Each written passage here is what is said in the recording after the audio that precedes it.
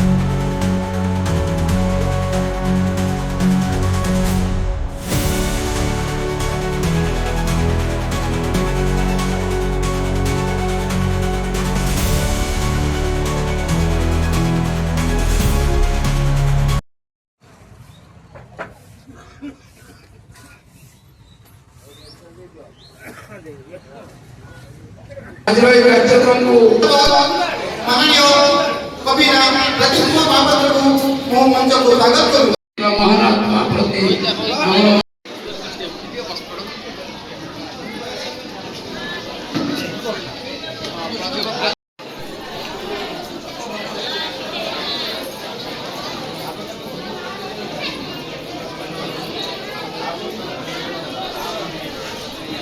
उपस्थित मंच उपस्थित अतिथि मान परिचय प्रदान करें।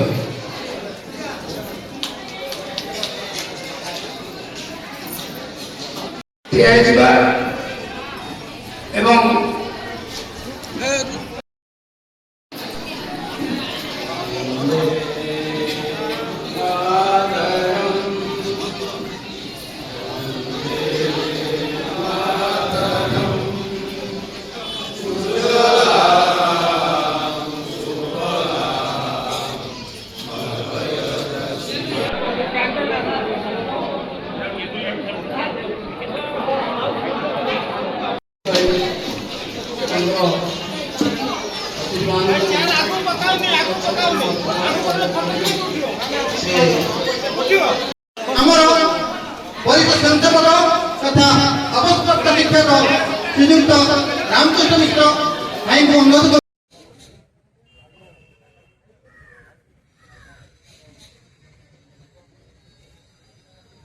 आज स्वर्गत अटल बिहारी वाजपेयी 101तम श्राद्ध दिवस उपलक्षे श्रीराम सेना पक्षर रक्तदान शिविर अनुष्ठित होता। शारदा प्रसाद राउत अध्यक्षतार रक्तदान शिविर अनुष्ठित होता। 101 यूनिट रक्त संग्रह कराई एवं प्रतिश्रुति दिखाई ब्लड डोनेट कैंप को जे आगामी दिन वर्ष 500 रु अधिक रक्त दिया जो मैंने रक्तदान करते आम अंडा माने फल व्यवस्था सब करूँ। अमूल कूल से दि जाइए एवं हजारों अर्ध लोक खाद्यपेयर व्यवस्था करते। आम आमर जो सभापति शारदा प्रसाद राउत को धन्यवाद दूँ। एक्चुअली आज वाजपेयी जन्म जयंती अवसर में श्रीराम सेनार सभापति शारदा प्रसाद राउत से राजनगर निर्वाचन मंडली पट्टामुंडई ठारे रक्तदान शिविर परिचालन करते जो थे कि से 100 यूनिट रु ऊर्ध्व ब्लड संग्रह करिसेंती जहाँ से आम कैपिटल हॉस्पिटल डोनेट करछंती। ताहा सहित वाजपेयी समय रे जो माने वरिष्ठ कार्यकर्ता कार्य करथिले राजनगर निर्वाचन मंडली 100 रु ऊर्ध्व लोकंकु ससम्मान सहित सम्मान सहित से पुरस्कृत करागला। यही आज समावेश हजार रु अधिक लोक समावेश होते से मुझे प्रथम तो धन्यवाद देवी जो भाई मैंने वाजपेयी प्रेम और भल पाइबा दे आसी एठारे पहुंची एवं सभा को सफल करिसेंती। श्री अटल बिहारी वाजपेयी होउचंती भारतर रत्न जी होउचंती एक युग पुरुष जहां विषय आम जिते भी कहले कम हम। आज से एक महान पुरुषंकर जन्म जयंती श्रीराम सेना पक्षर ब्लड दान शिविर एवं जो वरिष्ठ कार्यकर्ता माने रहिले संबर्धित कर कार्यक्रम रही। श्रीराम सेनार मुख्य लक्ष्य रति वर्ष जो किसी ना 5000 गछ लगेगा सांगे 500 रु 700 यूनिट ब्लड प्रति समय भुवनेश्वर एवं कटक इत्यादि अन्य मेडिकल जहाँ भी जितेबाला ब्लड आवश्यकता पड़ो निश्चित रूप से आम देवु आउ केमी एक सुस्थ समाज गठन हम तार मूल लक्ष्य हूँ श्रीराम सेनार। पटामुंडेईरू Sanjeev Kumar Malik report Odisha Dream TV.